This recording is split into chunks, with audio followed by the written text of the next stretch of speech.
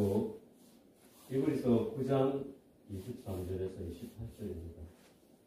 신약 362쪽 정도 있습니다. 히브리서 9장 23절에서 28절입니다.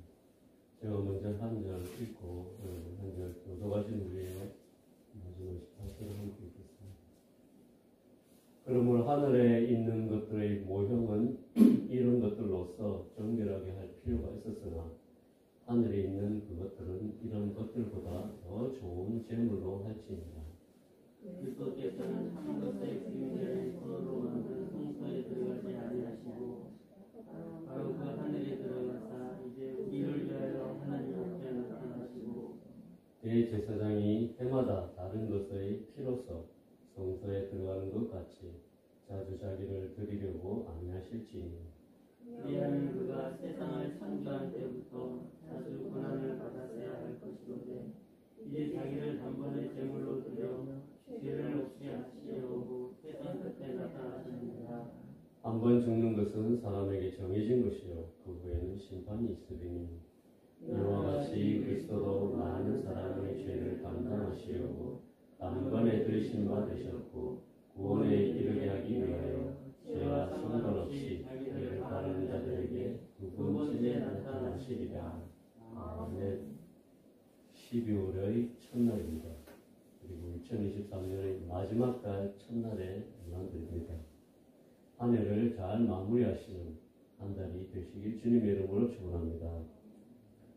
예전에 본 드라마 대사 중에 이런 대사가 생각이 났습니다.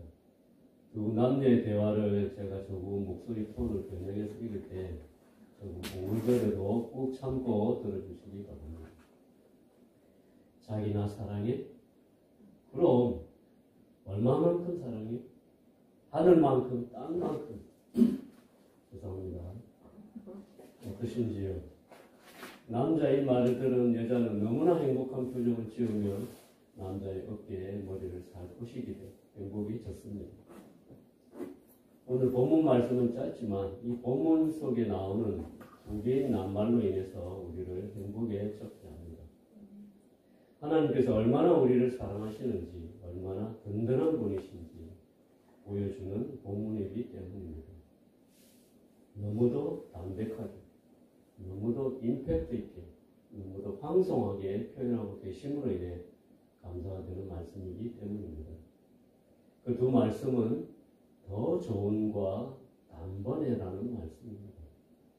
이 두 말씀을 이 아침에 묵상하면서 주님의 사랑과 주님의 은혜에 감사하는 하루가 되시길 주님의 이름으로 축원합니다. 먼저 본문 말씀 23절에 들어가기 전에 23절 맨 앞에 있는 그러므로를 이해하기 위해서 앞구절인 18절부터 쉬운 말로 풀어서 말해 보겠습니다. 히브리인들아 너희가 모세의 율법을 따라 매일, 매주, 매달, 매년 그리고 수백 년 동안 염소와 송아지의 피를 흘려 너희의 죄와 이스라엘의 죄를 대속하는 제사를 지내왔었다. 모세도 첫 제사를 지낼 때 너희를 정결하게 하려고 하나님께서 주신 첫 언약인 율법을 따라 송아지와 염소의 피를 물과 붉은 양털과 우슬초를 취하여 율법책과 온 백성에게 뿌리면서 이 피는 하나님이 여러분과 맺은 언약의 피입니다 라고 말했지 않았느냐.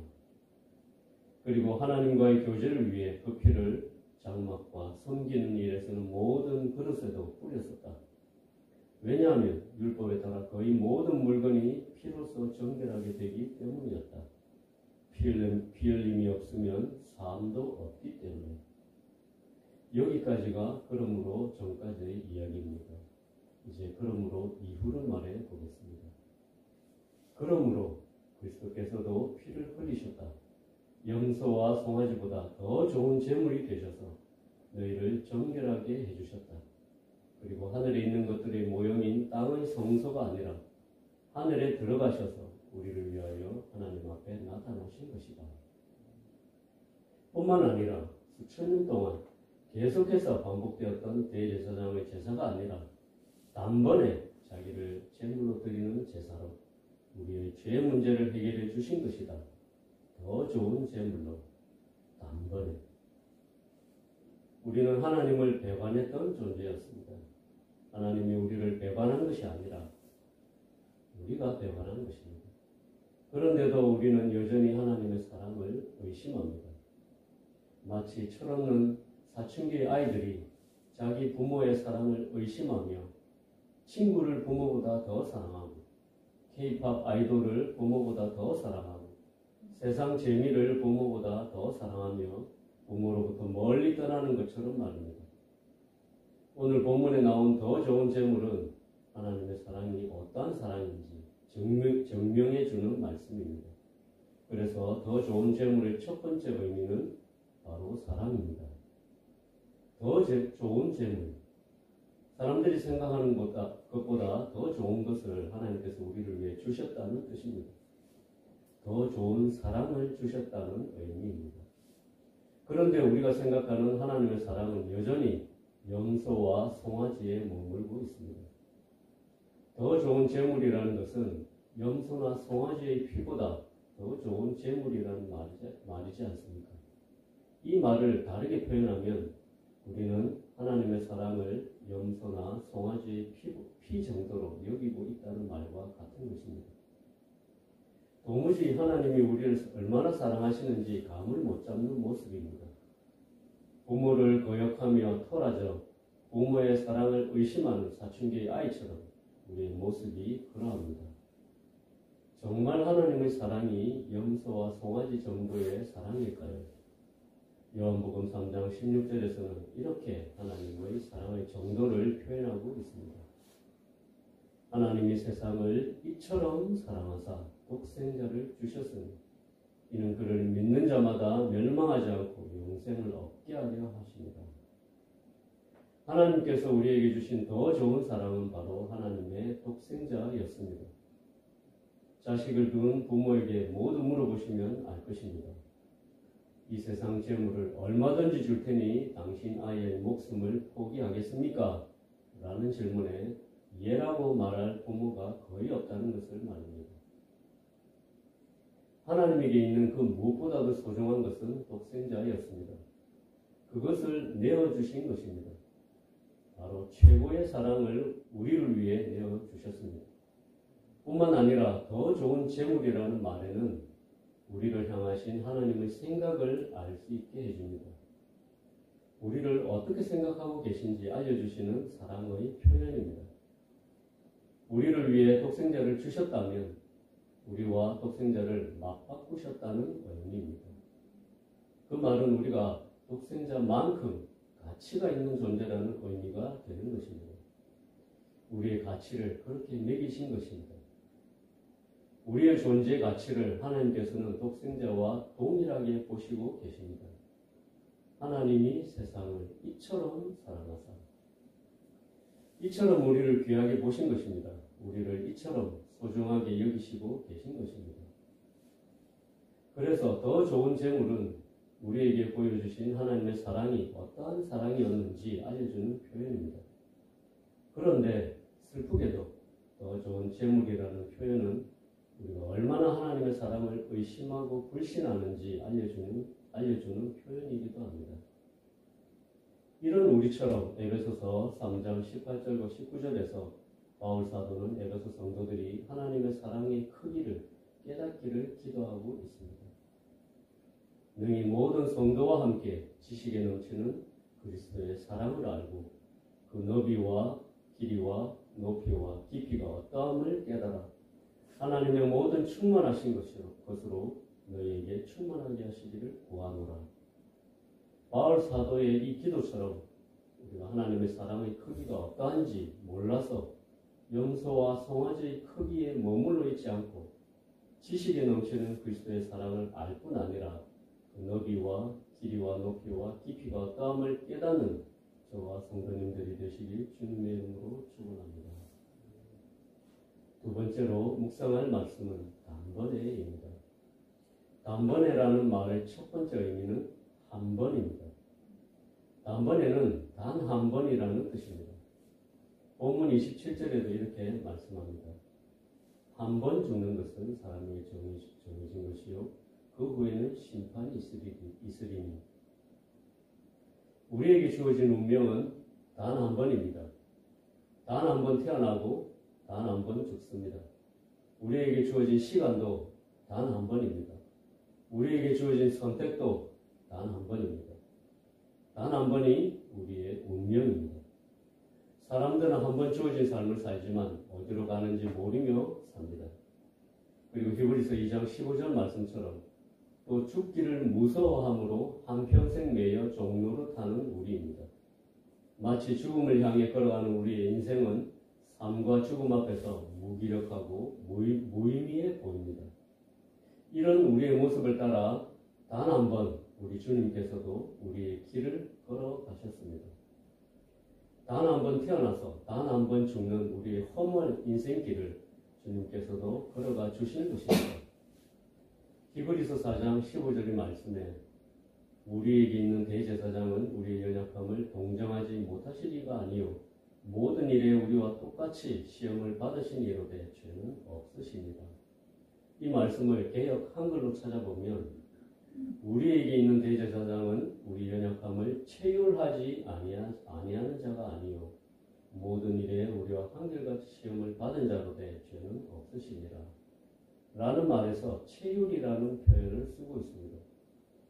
체휼은 처지를 이해하여 가볍게 여긴다는 표현인데 개역 개정에서는 동정한다고 표현했습니다.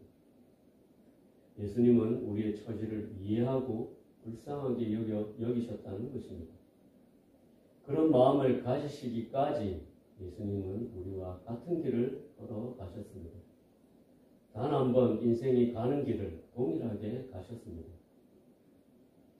가장 천한 곳에서 태어나셨고 가난한 집안에서 태어나셨고 외국에서 이민자로 사셨고 제대로 못 배우셨고 외모도 별로셨고 풍채도 없으셨습니다. 이런 예수님을 이사야 선지자가 이렇게 표현했습니다. 그는 주 앞에서 자라나기를 연한 순 같고 마른 땅에서 나온 줄기 같아서 고운 모양도 없고 풍채도 없은즉 우리 보기에 흠모할 만한 아름다운 것이 없도다. 그는 멸시를 받아서 사람에게 실어버린 바 되었으며 간고를 많이 겪었으며 질고를 아는 자다. 마치 사람들에게 얼굴을 가리우고 보지 않음을 받는 자 같아서 멸시를 당하였고 우리도 그를 귀히 여기지 아니하였도다. 그는 실로 우리의 질고를 지고 우리의 슬픔을 당하였거늘 우리는 생각하기를 그는 징벌을 받아서 하나님에게 맞으며 고난을 당한다 하였노라. 그가 찔림은 우리의 허물을 인하며 그가 상함은 우리의 죄악을 인함이라. 그가 징계를 받음으로 우리가 평화를 누리고 그가 채찍에 맞음으로 우리가 나음을 입었도다. 세상을 만드신 만물의 창조주께서 높고 높은 자리에서 낮고 낮은 땅에 내려와 인간처럼 동일하게 살아가시며 우리의 아픔과 우리의 고민과 우리의 운명을 그대로 몸으로 체험하시고 우리의 마음까지 품어주신 것을 작은 사랑이라고 누가 말할 수 있을까요?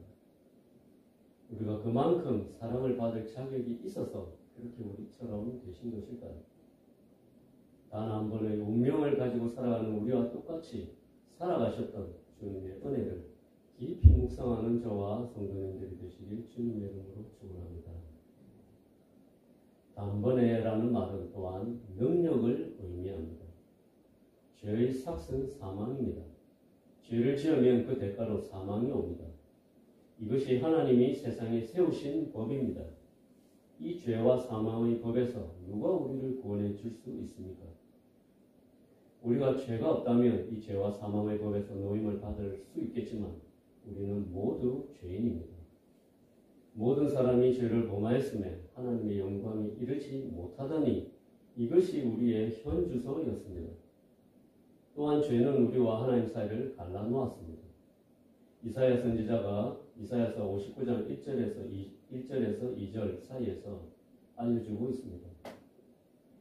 여호와의 손이 짧아 구원치 못하심도 아니요 귀가 둔하여 듣지 못하심도 아니라 오직 너희 죄악이 너희와 너희 하나님 사이를 내었고 너희 죄가 그 얼굴을 가리어서 너희를 듣지 않으시게 함이니 죄는 하나님과 우리 사이를 갈라놓았습니다. 그리고 영원히 갈라놓습니다. 한 번 죽는 것은 사람에게 정해진 것이요 그 후에는 심판이 있으리니 죄의 대가는 사망이고 그 후에는 죄에 대한 하나님의 공의로운 심판이 기다리고 있습니다. 계시록 21장 8절에서는 그 심판이 어떤 심판인지 알려줍니다. 그러나 두려워하는 자들과 믿지 아니하는 자들과 흉악한 자들과 살인자들과 행음자들과 술객들과 우상 숭배자들과 모든 거짓말하는 자들은 불과 유황으로 타는 못에 참여하리니 이것이 둘째 사망이라. 죄와 사망의 법은 영원한 불과 유황으로 타는 못에 우리가 빠져들어가게 만듭니다. 이 고리는 결코 끊을 수 없습니다. 그런데 이 고리를 단번에 끊어주신 분이 있습니다. 바로 예수 그리스도입니다. 그러므로 이제 그리스도 예수 안에 있는 자에게는 결코 정죄함이 없나니 이는 그리스도 예수 안에 있는 생명의 성령의 법이 죄와 사망의 법에서 너를 해방하였습니다. 인간의 역사가 시작되고 지금까지 죄와 사망의 권세를 부수고 우리를 해방시켜준 분이 어디에 있습니까? 이는 하나님의 능력이며 하나님의 권능입니다. 그것도 단번에 해결해 주셨습니다. 그리고 그 구원이 사실임을 증명하시기 위해서 오늘 본문 28절에서 두 번째 이 땅에 오시겠다고 약속하셨습니다. 한 번 죽는 것은 사람에게 정해진 일입니다. 죽음 뒤에는 심판이 있습니다. 불모 심판에서 우리를 건지시려고 그리스도께서 이 땅에 오셨습니다. 그리스도는 많은 사람의 죄를 담당하시려고 2000년 전에 오셨습니다. 그리고 그리스도를 바라는 자들을 구원하시고자 다시 오실 것입니다. 이 능력의 구세주께서 다시 오실 때 기쁨으로 찬양하며 주님과 제외하는 저와 성도님들이 되시길 주님의 이름으로 축원합니다. 더 좋은 재물이 되신 예수님, 더 좋은 사랑을 보여주신 하나님, 단 한 번뿐인 우리의 인생길을 동일하게 걸어가 주신 예수님, 단번에 죄와 사망의 권세를 부숴주신 능력의 하나님, 이 아침에 이런 주님께 경배와 찬양을 드리는 저와 성도님들이 되시길 주님의 이름으로 축원합니다. 함께 기도하시겠습니다. 하나님 아버지, 우리가 무엇이기에 이러한 사랑을 보여주셨는지 알 길이 없습니다. 우리의 인생길을 불쌍히 여겨주셔서 감사합니다. 이제 죄와 사망의 법이 아니라 생명의 성령의 법 가운데 담대하게 살아가는 우리가 되게 도와주시옵소서. 예수 그리스도의 이름으로 기도드렸습니다. 아멘.